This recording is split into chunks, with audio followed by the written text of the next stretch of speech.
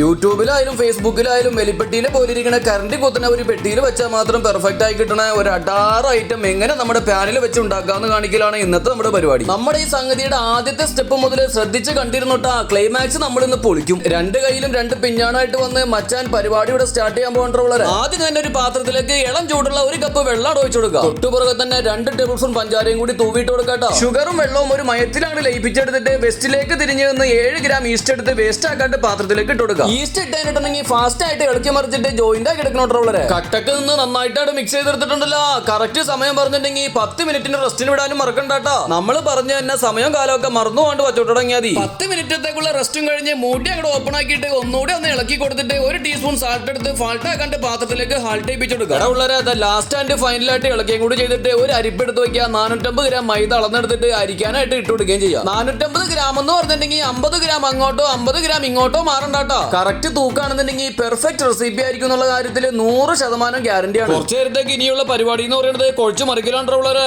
Main കുഴ തുടങ്ങുന്നതിന് മുമ്പ് 35 ml ഓയിലും കൂടി ഒഴിച്ചില്ലെങ്കിൽ മുട്ടൻ കുഴപ്പമായിരിക്കും. സൺഫ്ലവർ ഓയിലാണ് നമ്മളിവിടെ ഒഴിച്ചു കൊടുത്തേക്കുന്നത്. എന്തെങ്കിലും കോപ്രായം കാണിച്ച് ആക്രാന്തം കാണിക്കാണ്ട് അടിപ്പനായിട്ട് കുഴച്ചു മറിക്കാം. ഇതിങ്ങനെ കുഴക്കാൻ നേരത്ത് നമുക്കൊരു കാര്യം പറയാനുള്ളത്, ആര് മൂടായപ്പോഴൊക്കെ തുടങ്ങിയത് ഇതുപോലെ കണ്ടീഷൻ ആയിട്ട് കുഴച്ചെടുക്കുക. അടുത്തതായിട്ട് കുഴച്ച പാത്രം എടുത്ത് വയ്ക്കുക. കുറച്ച് ഓയിൽ എടുത്ത് ഇടതടവില്ലാണ്ട് തടവി കൂട്ടാ. നമ്മുടെ മിക്സ് എടുത്ത് പ്രതിഷ്ഠിക്കുകയും ചെയ്യാം. നമ്മുടെ മിക്സിന്റെ പരുവം വേണ്ടി കണ്ടോട്ടാ.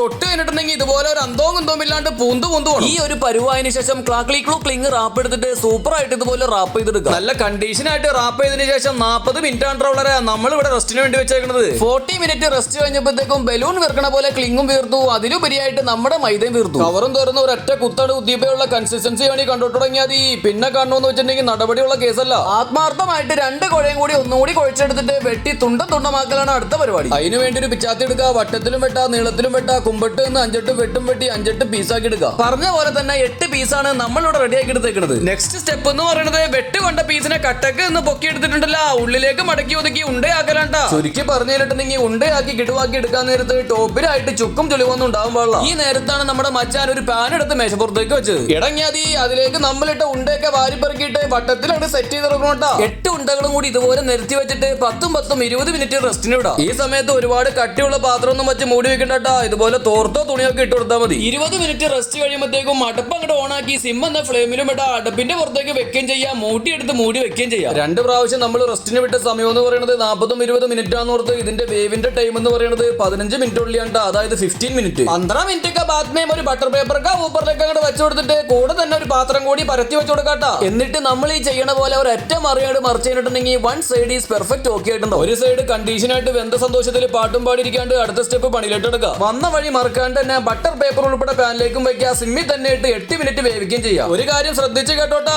നമ്മുടെ ഐറ്റത്തിന്റെ മെയിൻ വേവ് എന്ന് പറയുന്നത് ആദ്യത്തെ 15 മിനിറ്റ് തന്നെയാണ് ട്ടോ. അതുകൊണ്ട് തന്നെ രണ്ടാമത്തെ വശം 8 മിനിറ്റ് വേവിച്ച് കഴിയുമ്പോഴത്തേക്കും നേരത്തെ മറിച്ച പോലെ തന്നെ ഒരു മറിച്ച് കഴിഞ്ഞിട്ടുണ്ടെങ്കിൽ വെടിച്ചില്ല ഐറ്റായിട്ട് ഇതുപോലെ കിട്ടുകയും ചെയ്യും. ഈ സമയത്ത് നമ്മുടെ ഈ ഐറ്റം 8 പീസല്ലാട്ട് തുടങ്ങിയാൽ ഒരൊറ്റ പീസാണ്. പിന്നെ നമ്മൾ സമയം കളഞ്ഞില്ലട്ടാ. പുള്ളിയുടെ കൂടെ കുത്തിയിരുന്ന് അള്ളി പിടിച്ചിരിക്കുന്ന പീസിന്ന് ഒരെണ്ണടുത്ത് കിള്ളി പറിച്ചെടുത്തിട്ട് വായിലേക്കോട് വെച്ച് തിന്നതിനിപ്പ മച്ചാന് നിങ്ങളോട് പറയാനുള്ളതുണ്ടല്ലോ. ബണ്ണിന് ഇപ്പൊ ഐസ്ക്രീമിന്റെ ടേസ്റ്റ് ആണെന്ന് പറഞ്ഞിട്ടുണ്ടെങ്കിൽ വിശ്വസിക്കൂലാത്ത കാരണം ബേക്കറിന്ന് മേടിക്കുന്ന ബണ്ണിന് വല്ലണ ഐറ്റാണ് നമ്മുടെ ഈ റെസിപ്പി എന്നാണ് നമുക്ക് പറയാനുള്ളത്. അപ്പൊ ഫ്രണ്ട്സ്, ഓവൻ ഇല്ലാണ്ട് തന്നെ അടുക്കളയിൽ ഇരുന്നൊരു പാനിൽ വെച്ച് കിടുക്കൻ ബണ്ണുണ്ടാക്കി കാണിച്ച നമ്മുടെ മച്ചാനൊരു കട്ട സപ്പോർട്ടായിട്ട് എല്ലാ ചങ്കുകളും ലൈക്ക് ചെയ്യാ, ഷെയർ ചെയ്യാ, കമന്റ് ചെയ്യാട്ടോ. അടുത്ത വീഡിയോയിൽ അടിപൊളി റെസിപ്പി ആയിട്ട് കാണാം. അതുവരേക്കും സ്റ്റേ ട്യൂൺ.